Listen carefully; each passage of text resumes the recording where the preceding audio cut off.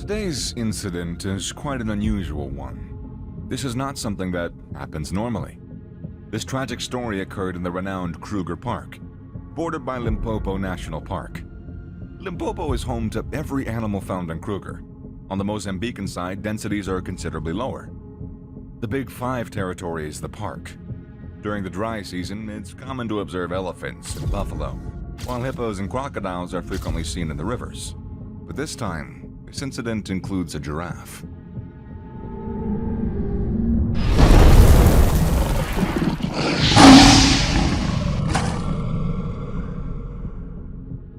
The story takes us to the province of Limpopo, to a game farm that was visited by Merrick Engelbrecht and her family. The greatest time to see animals in Limpopo is from the middle to the end of the dry season, which lasts from July to October. The vegetation has thinned down and animals congregate around rivers and other permanent water sources, making wildlife easier to spot them. The sights could be the view of a lifetime. And that's why Marieke was there. It was Marieke and Juan's first wedding anniversary, also her mother's 50th birthday. At the game farm, where local wildlife is protected and permitted to wander, everyone in the family was present since they sell trophy hunters hunting privileges. This practice is frequently mocked, yet it generates a lot of money for the community and aids coal herds that would otherwise outgrow their surroundings.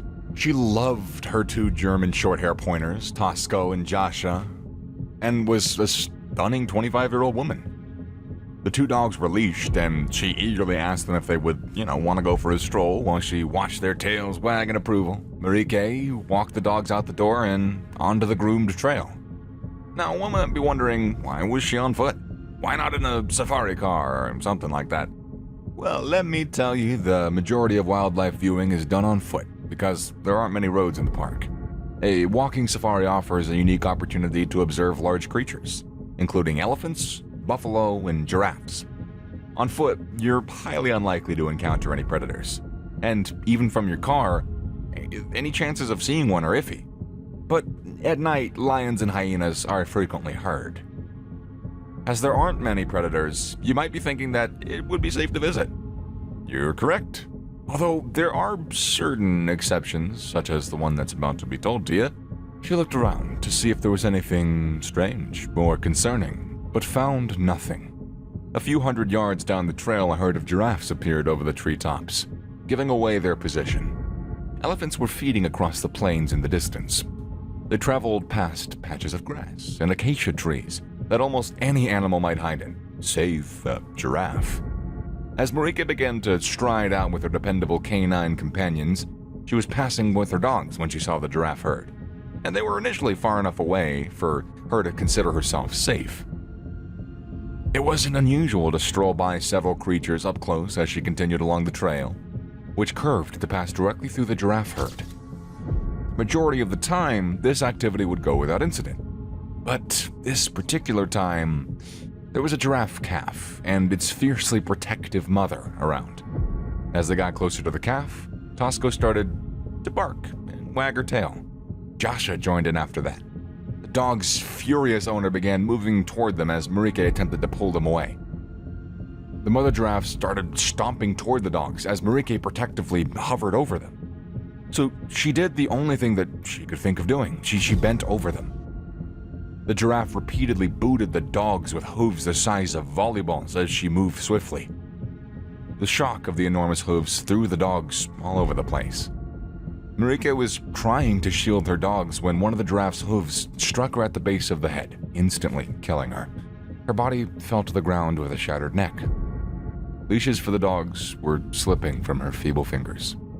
The giraffe herd started to hastily move away from the clash in an effort to avoid further conflict as the dog circled around its master while barking and fleeing from the attack. Now, this wasn't the kind of behavior that you'd expect from a giraffe. Giraffes are preyed upon usually by lions, leopards, spotted hyenas, and African wild dogs. Giraffes are social. They congregate in big groups. They live in herds of related females, and they're young or bachelor herds of unrelated adult males. Through necking or fighting encounters, in which their neck is their sole weapon, males create social hierarchies. Females, who are solely responsible for nurturing the young, are given access to mating by dominant males. But let's not go too deep into the inner workings of giraffe society. Let's just get back to the story. The dogs sprinted the short distance back to the farm while their leashes were being dragged through the mud. Hannes, Marike's brother, saw the dogs race up and realized something ain't right. A small group was organized to bring Marike back once the police were alerted. The traces left behind at the scene provided evidence of what had happened. It was labeled as a freak accident.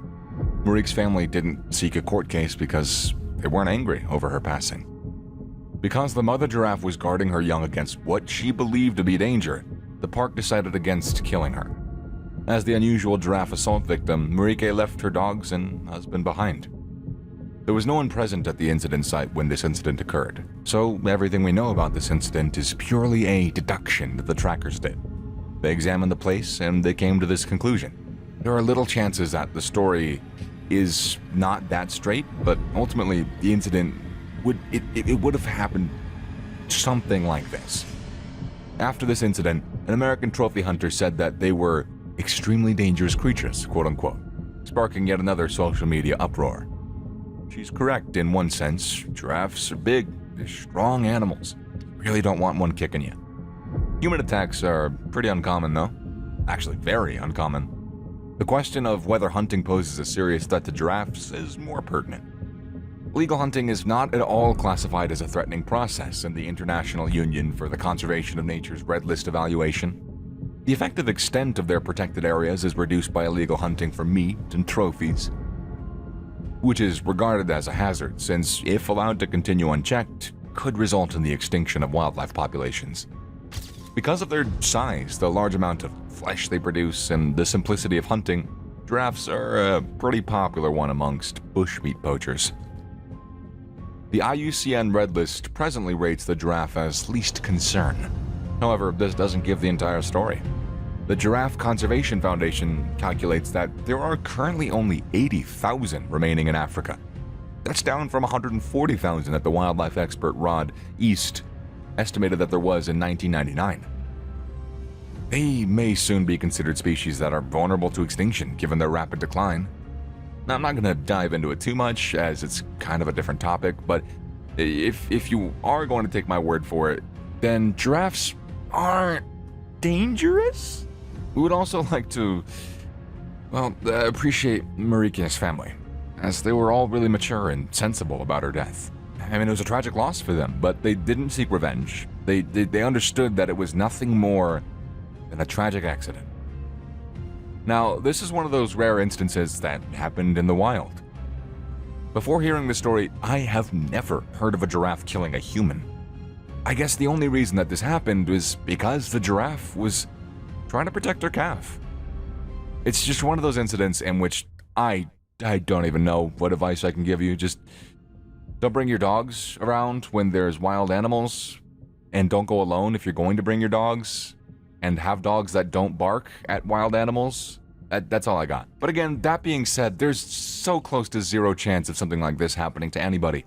I guess it's just maternal instinct, right? That love for your child that makes you do things that don't often happen. At the end of the day, it was unfortunate, but I don't think that there's anybody to blame, unfortunately.